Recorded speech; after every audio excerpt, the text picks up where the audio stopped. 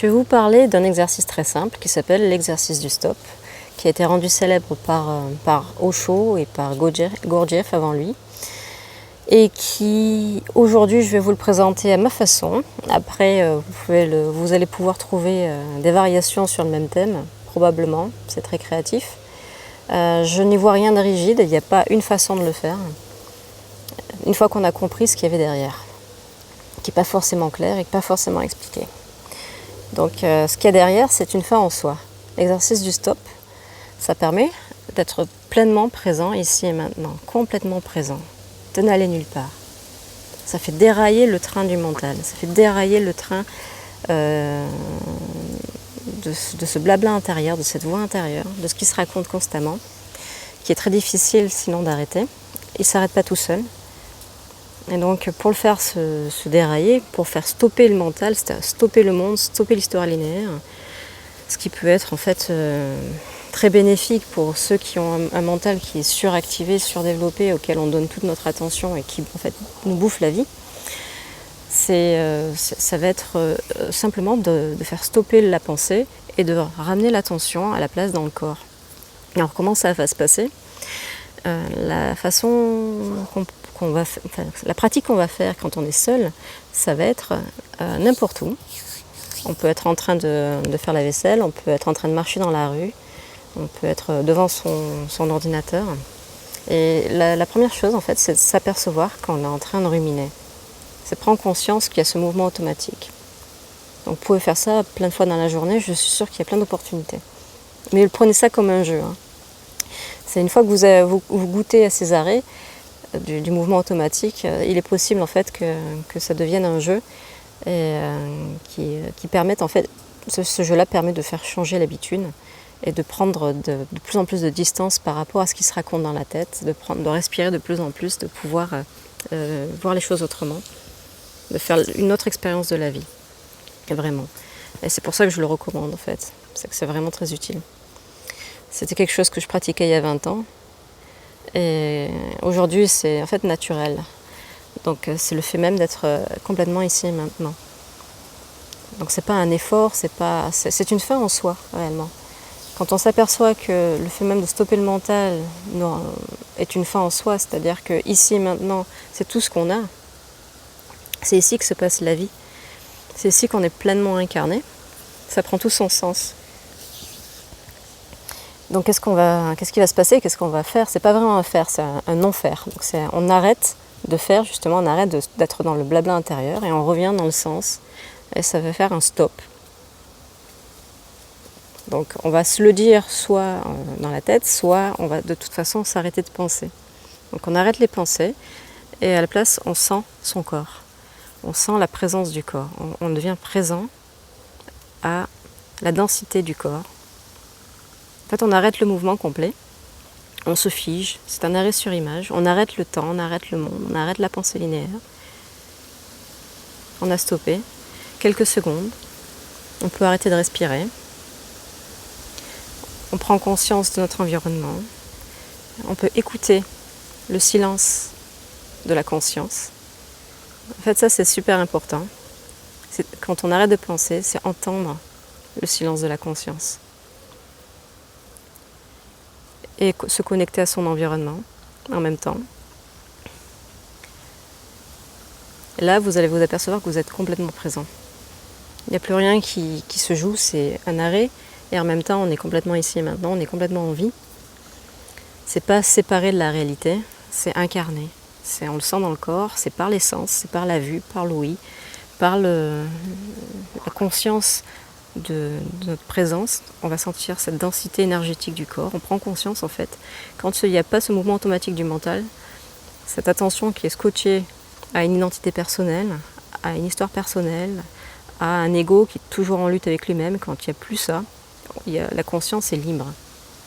Elle est libre, elle n'est plus identifiée au personnage. Et il y a une énergie vitale qui est alors capable, elle est naturellement libre de s'exprimer, elle est juste là. On peut en prendre conscience. Lorsque le train automatique du mental n'est plus là, il y a cette absence de mouvement, il y a cette immobilité, ce repos dans l'ici et maintenant. Et donc on le tient aussi longtemps qu'on peut. en prenant conscience d'autant d'informations sensorielles que l'on peut. Et si possible, on prend du plaisir, on goûte cet instant présent dans sa plénitude, dans sa complétude. On en prend conscience de sa dimension complète, non divisée, de cette unité qui s'est faite en nous. Et le mental il aura toujours besoin de repartir, d'aller ailleurs, il veut toujours quelque chose d'autre. Alors qu'en fait, derrière cet exercice, c'est une fin en soi. La quête d'éveil ou la quête perpétuelle d'atteindre quelque chose qui est l'exploration. C'est très intéressant l'exploration, sauf que dans l'ici et maintenant, il y a une autre exploration. Le chemin s'arrête, le chemin n'existe pas quand on arrive à la maison qui est l'instant présent. C'est pour ça que je dis que c'est dans cet exercice finalement, c'est un exercice d'une profondeur qui touche à l'essentiel. Parce que l'ici et maintenant, c'est une fin en soi. On est capable de l'apprécier. C'est l'éveil. Quand on est complètement ici et maintenant, c'est l'éveil. On est éveillé. Enfin, je veux dire, il n'y a pas d'autre façon on pourrait l'appeler autrement si on voulait. Mais c'est ce qu'on cherche finalement. C'est lorsque la conscience n'est plus collée ou identifiée au personnage, elle est libérée de l'ego. Il n'y a plus d'identification à un moi en particulier. Il y a juste une présence, un flow avec la vie. Et on peut faire des choses. Là, en fait, c'est un exercice qui permet simplement de sortir de ce mouvement automatique.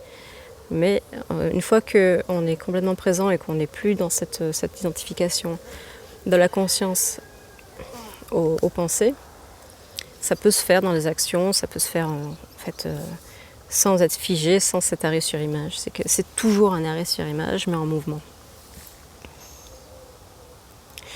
Cet exercice, pour moi, est une forme de méditation les yeux ouverts, qui permet finalement d'être simplement présent, mais en action, dans le corps, en prenant conscience du monde, de notre environnement. Cet exercice donc se fait seul. Donc une fois que souvent en fait le mental va repartir tout seul, mais sinon vous reprenez vos activités. Et sinon, quand on est en groupe, quand on a la chance d'avoir des amis qui partagent la même envie de jouer, il y a quelqu'un qui peut dire simplement stop. Et là tout le monde s'arrête. Au plein milieu d'une conversation, quelqu'un dit stop. Donc quelqu'un est en train de boire un thé, on est figé.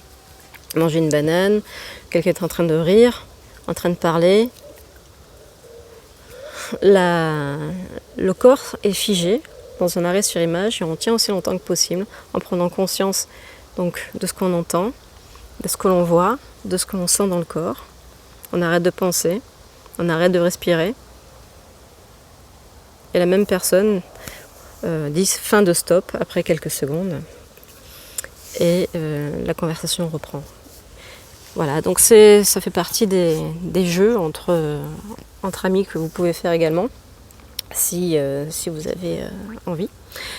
Et voilà, c'est tout pour cette pratique que j'espère, si vous essayez en tout cas, vous verrez que c'est utile. C'est très efficace à mon sens. C'est quelque chose que je faisais donc quand j'avais goûté ça quand j'avais 20 ans et c'est une des seules pratiques que je puisse chaudement recommander aujourd'hui. Parce que vraiment c'est une fin en soi, ça permet de goûter à l'essentiel, d'être éveillé pendant ces quelques instants. Vraiment il n'y a rien d'autre à chercher, c'est même pas à chercher, on est déjà là, quand on est ici maintenant. À une prochaine vidéo.